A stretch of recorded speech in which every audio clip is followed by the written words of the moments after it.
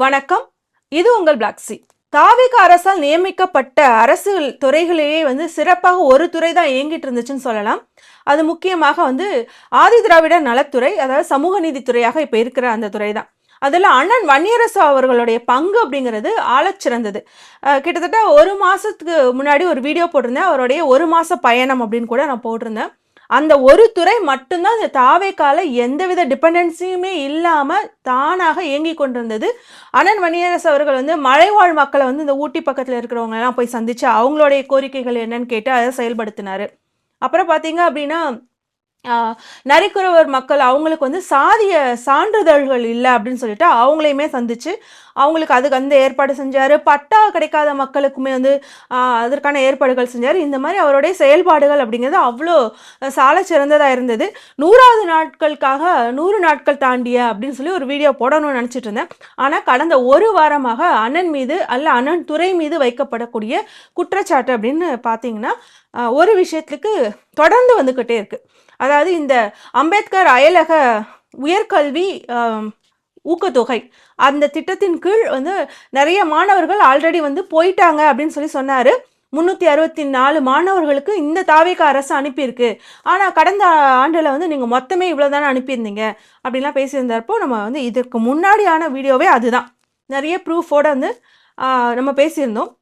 அதை தொடர்ந்து அந்த ஸ்கீமில் மலேசியாவுக்கு போன ஒரு மாணவர், அவரோட பேர் பாரதிதாசன், அவர் பிஹெச்டி ஸ்டூடெண்ட்டாக போயிருக்கிறாரு. அவர் சந்திக்கிற பிரச்சனை, அவர் வைக்கும் குற்றச்சாட்டு வன்னியரசு அவர்கள் மீது என்ன அப்படின்னு பார்த்தீங்கன்னா, அவர் என்ன சொல்கிறாரு, நான் கடந்த ஏப்ரல் மாதமே இந்த ஆண்டு, அவர் 2ஆம் ஆண்டு படிக்கிறாரு, இந்த ஆண்டுக்கு என்னென்ன பணம் தேவைன்னு நான் சமர்ப்பிச்சிட்டேன். அதில் ரிசர்ச்சுக்காக தேவைப்படக்கூடிய பணம் இன்னுமே வரவே இல்லை அப்படிங்கிற குற்றச்சாட்டு தான் அவர் வைக்கிறார். ஆனால் அண்ணன் வன்னியரசு என்ன பண்ணுறாங்க அப்படின்னா ஒரு ட்வீட் போடுறாங்க. அந்த ட்வீட்டில் மாணவர் தேவையில்லாமல் அரசின் மீது அவதூறு பரப்புறாரு, அதெல்லாம் பணம் கொடுத்தாச்சு அப்படின்னு சொல்கிறாரு. நான் பேசிகிட்டு இருக்கும் போதே போடுறேன். அதில் அவர் பணம் கொடுத்தாச்சுன்னு சொல்லிட்டு ஒரு எக்ஸல் ஷீட் கொடுத்துருக்கிறாரு. அதில் பார்த்தீங்க அப்படின்னா 2025 அந்த மாணவர் போய் சேர்ந்துருக்கிறார் மலேசியாவில் ஒரு நேஷ்னல் ஏதோ இன்ஸ்டியூட். அதில் போய் சேர்ந்தப்போ அவருக்கான ஃபீஸு, டியூஷன் ஃபீஸ், அதுக்கப்புறம் அட்மிஷன் போடுறதுக்கான ஃபீஸு, அப்புறம் லிவிங் எக்ஸ்பென்சஸ்ன்னு போட்டிருக்காங்க. அது அவங்களுடைய வாழ்வாதாரத்துக்காக ரூம் ரெண்டோ அந்த மாதிரியான விஷயத்துக்கு, சாப்பாடு அந்த மாதிரியான விஷயத்துக்கான ஒரு ஃபீஸ் கொடுத்துருக்காங்க. ரிசர்ச்சுக்காக ஒரு பணம் கொடுத்துருக்காங்க. ஸோ ஆக மொத்தத்தில் பார்த்தீங்கன்னா 36 லட்சம் கிட்ட அந்த பையனுக்கு சாங்ஷன் பண்ணியிருக்காங்க. அதுக்கு அடுத்த ஆண்டு, அதாவது 2026 to 27ஆம் ஆண்டுக்கான ஒரு காசு தான் அதையுமே பார்த்தீங்க அப்படின்னா திமுக அரசு ரிலீஸ் பண்ணிட்டு தான் போயிருக்கு. அதில் ஒரு விஷயம் கவனிக்க வேண்டியது என்னன்னா, ரிசர்ச்சுக்கான பணம் கொடுக்கல, ரிலீஸ் பண்ணலை. அதே மாதிரி லிவிங் எக்ஸ்பென்சஸும் பார்த்தீங்கன்னா கடந்த ஆண்டை விட இந்த ஆண்டு கம்மியாக தான் கொடுக்கப்பட்டிருக்கு திமுக அரசில். அதற்கு காரணம் நான் வெளிநாட்டுக்கு வந்தப்போ என்ன செஞ்சுருப்பேன், இல்லைனா வேலை தேடி வெளிநாட்டுக்கு வந்தவங்க என்ன செஞ்சுருப்பாங்க, ஏன் முதலாம் ஆண்டு அதிகமாக இருக்கும், அதுக்கப்புறம் கொஞ்சம் குறைஞ்சிரும் அப்படிங்கிறதுக்கு என்னோட பார்வையிலேருந்து சொல்கிறேன். ஒரு ஜஸ்டிஃபிகேஷனாக திமுக அரசு கம்மியாக கொடுத்துட்டாங்க அப்படின்னு நான் முட்டு கொடுக்கறதுக்காகலாம் சொல்லலை. என்ன அப்படின்னா, நம்ம வந்தோடனே முதல்ல கொஞ்ச நாள் நம்மளுக்கான யூனிவர்சிட்டியோ இல்லை யூனிவர்சிட்டியில் இருக்கிற மாணவர்களோ பழக்கமாகற வரைக்கும் நம்ம ஒரு ஹோட்டலில் ஸ்டே பண்ணுவோம், அதற்கான செலவு இருக்கும். அப்புறம் நம்ம ஏதோ ஒரு ரூம் ஃபைண்ட் அவுட் பண்ணி உடனே போயிடுவோம், ஏன்னா ஹோட்டல் அதிகமாக செலவு பண்ணிகிட்ருக்கோன்னு சொல்லிட்டு. அங்கே போய் அங்கேயுமே செலவு அதிகமாக இருக்கே, மற்ற மாணவர்கள் நம்மளோட சீனியர்லாம் கம்மியாக தானே ரூமுக்கு பே பண்ணுறாங்கன்னு சொல்லிட்டு அவங்கக்கிட்ட விசாரித்து, அது தூரமாக இருந்தாலும் பரவாயில்ல, ட்ரெயின்லேயோ பஸ்லேயோ நம்ம வந்துக்கலாம், இவ்வளோ காசை மிச்சப்படுத்த முடியும் அப்படின்னு சொல்லிட்டு நமக்கு கொஞ்சம் அதை பற்றின அவேர்னஸ் வரும்போது, இல்லை நட்பு வட்டாரம் பெருசாகும்போது நம்ம மாறிப்போம். அப்படியே ஒரு 2ஆம் ஆண்டு பார்த்தீங்கன்னா மந்த்லி எக்ஸ்பென்சஸ் கிட்டத்தட்ட 2000 சில்லரை கிட்ட மலேசியன் இதுபடி வேல்யூ படி வந்திருக்கு. ஆனால் போன வருஷம் 3000 சில்லரை கிட்ட ஒரு பே பண்ணியிருக்காரு. அப்போ ஒரு கணிசமாக 4 லட்சத்துக்கு அளவுக்கு குறைச்சிட்டார். அப்போ 10 லட்சம் கிட்ட லிவிங் அண்ட் எக்ஸ்பென்சஸ் கொடுத்துட்டு இருந்தது அரசு இப்போ 6 லட்சம் தான் கிட்ட கொடுத்துருக்காங்க. ஸோ அதில் எந்த மாற்று கருத்தும் இல்லை, அதில் எந்த பிரச்சனையும் இல்லை. இப்போ 36 லட்சம் கேட்டிருக்காரு, நாங்கள் கொடுத்துட்டோம் அப்படின்னு வன்னியரசன் ஒரு போஸ்ட் போட்டிருக்காங்க. அதில் பார்த்தீங்க அப்படின்னா அது மே மாதம் வரைக்கும் உள்ள எக்ஸ்பென்சஸ்க்கான ரிலீஸ் பண்ணதான் டீட்டெயில்ஸ் கொடுத்துருக்காங்க, டேட்டா இருக்குது. அப்படின்னா தாவேக அரசு ஒன்றுமே செய்யலை அப்படிங்கிறது இங்கே அண்ணன் பதிவு செய்யலை. ஆனால் நம்ம புரிஞ்சுக்கணும்.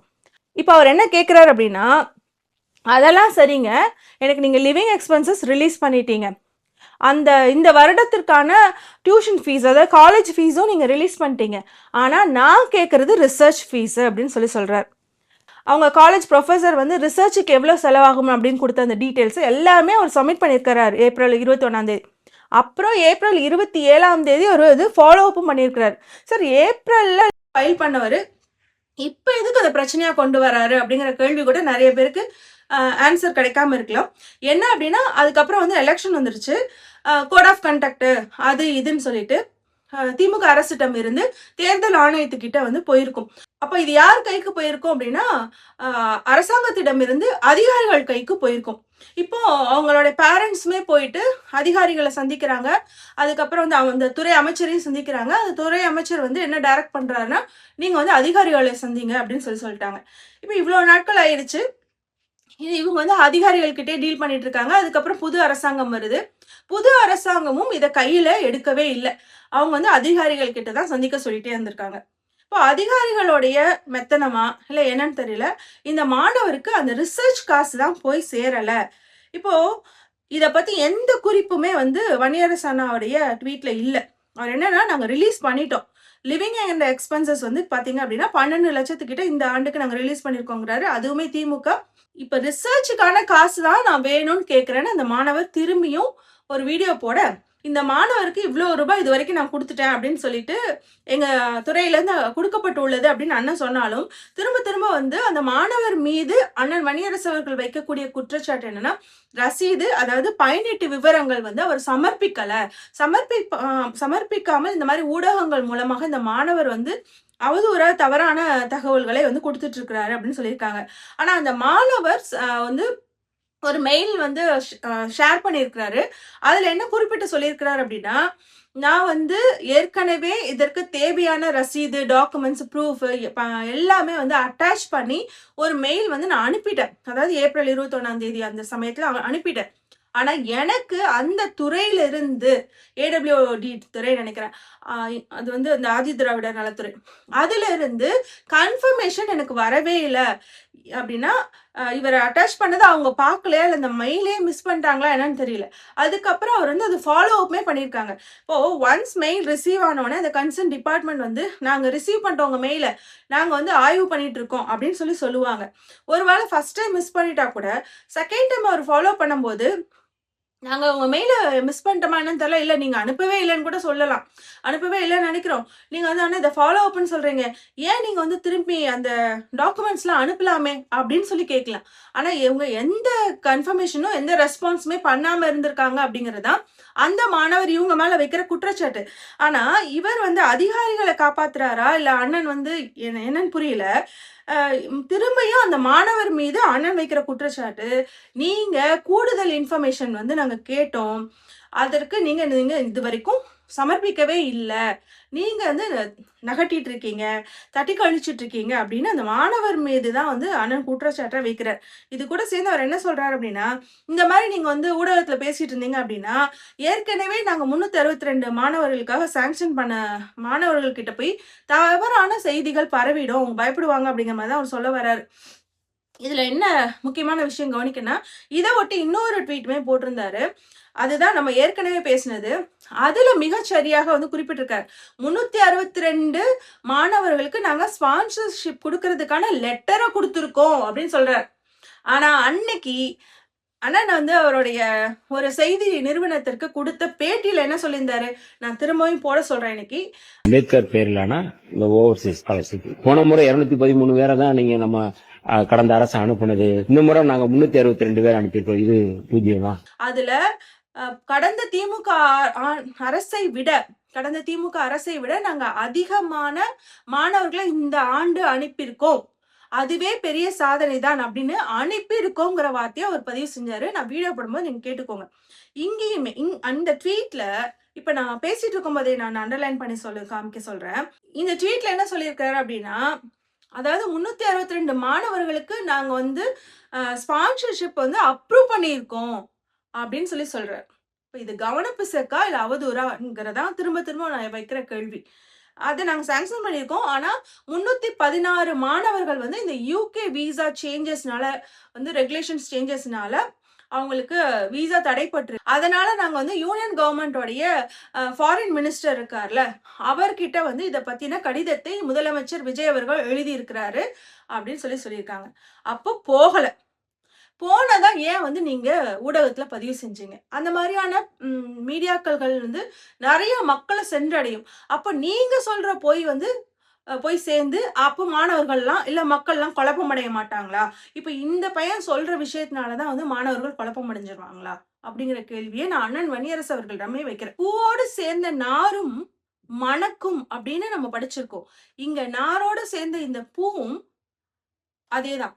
அப்படிங்கிற ஒரு கேள்வியும், வருத்தமும் வந்துட்டே இருக்கு. ஏன்னா, இவ்ளோ நாட்களாக சிறப்பாக செயல்பட்டு கொண்டு இருந்த அண்ணன் வன்னியரசும் அவர்களுடைய துறையும், துறை சார்ந்த விஷயங்களும், ஏனோ இந்த தாவேகா அரசுக்கு முட்டு குடுக்கிறதுக்காகவோ, இல்ல தாவேகா அரசை தாங்கி பிடிப்பதற்காகவோ, இல்ல தன்னோட துறையிலேயே தான் வந்து கவனப்பிசுக்காக ஒரு விஷயத்த சொல்லிட்டோம்.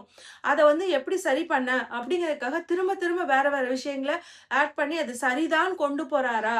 அப்படிங்கிற கேள்விய ஒரு சராசரியான ஒரு தங்கையாகவோ, இல்லாட்டினா இந்த சமூகத்துல இருக்கிற ஒரு மனுஷியாகவோ நான் அந்த கேள்விய வைக்கணும்னு ஆசைப்படுறேன். இது என்ன அப்படின்னா, அண்ணன் வன்னியரசுக்கு இந்த பதவி கிடைச்சதப்போ அதிக மகிழ்ச்சி அடைந்தது நான் தான். ஒரு விஷயத்த திரும்ப திரும்ப அப்ப நான் குறிப்பிட்டுட்டே இருந்தேன்.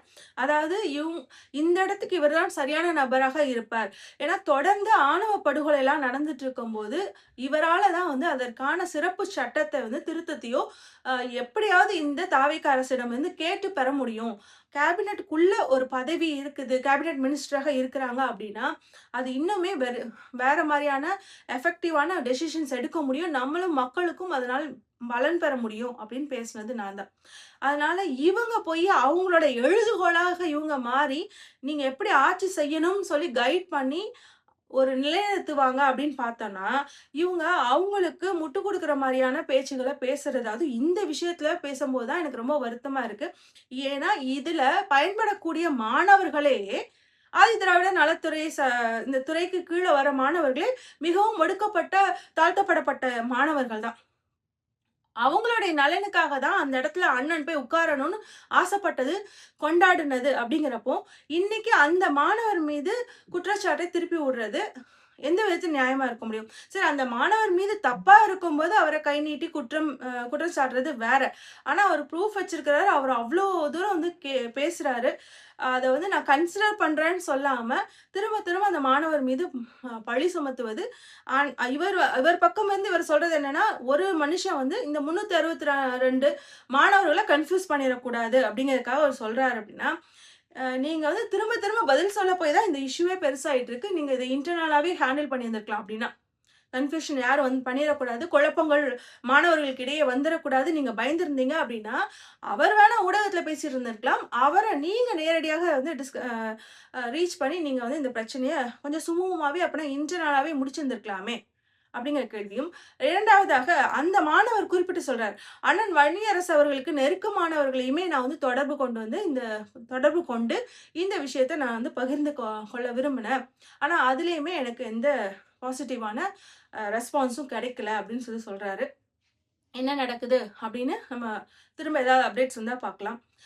இன்னொரு விஷயத்தையுமே நான் இங்க வந்து குறிப்பிட்டு பேசணும்னு நினைச்சேன். அதாவது உளுந்தூர்பேட்டையில் நடந்த அந்த தமிழ் தேசிய எழுச்சி மாநாடு மிக சிறப்பாக நடந்தது. அவ்ளோ கூட்டம் வந்திருந்தது.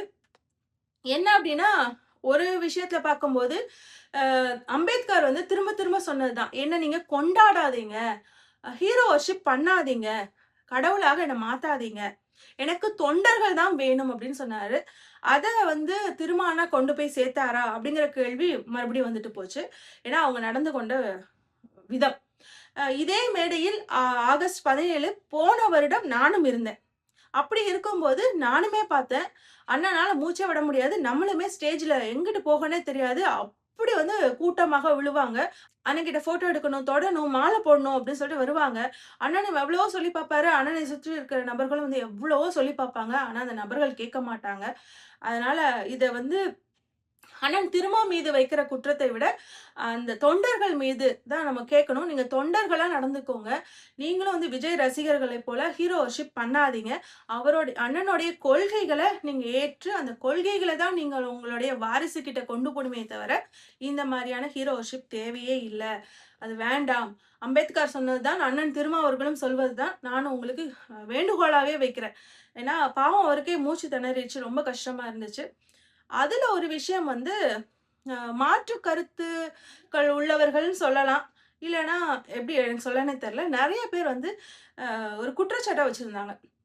அதாவது அண்ணன் அவர்களுக்கு ஒரு காலத்துல ஒரு திமுக அமைச்சர் வீட்ல ஒரு பிளாஸ்டிக் சேர் போட்டத வந்து எப்படி இந்த சங்கிகளும், சீமானுடைய தம்பிகளும் அத வந்து ஒரு எடுத்து வச்சு பேசினாங்களோ, அதுக்கு சற்றும் குறைவில்லாமல் இப்போ ஒரு விஷயத்த வந்து பதிவு செஞ்சுட்டு இருக்காங்க. அதுல இருக்க உண்மை தன்மை என்னன்னு தெரியாம. அந்த சேருக்கு அண்ணன் வந்து ஒரு விளக்கம் குடுத்திருந்தாரு.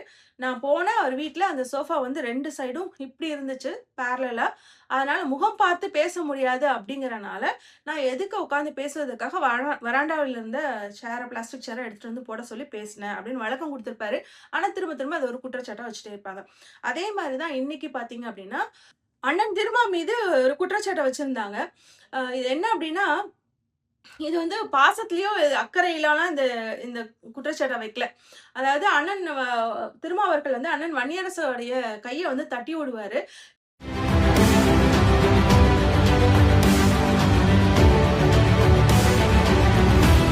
இத நான் வந்து முழுக்க முழுக்க வந்து ஒரு எங்கள விட்டு போயிட்டீங்களே! அப்படிதான் பேசுவோம் அப்படிங்கிற மாரி, இல்ல ஒரு வன்மமாக தான் என்னால பார்க்க முடிஞ்சுச்சு. ஏன் அப்படின்னா, இந்த தமிழ் தேசிய எழுச்சி மாநாடா இருக்கட்டும், இல்லன்னா வருடா வருடம் கொண்டாடப்படக்கூடிய அண்ணன் பிறந்த நாள் அன்று தமிழர் எழுச்சி மாநாடாக இருக்கட்டும், இதுக்கு எல்லாமே வந்து பண்றது யாருன்னு பார்த்தீங்கன்னா, வன்னியரசு அண்ணா தான்.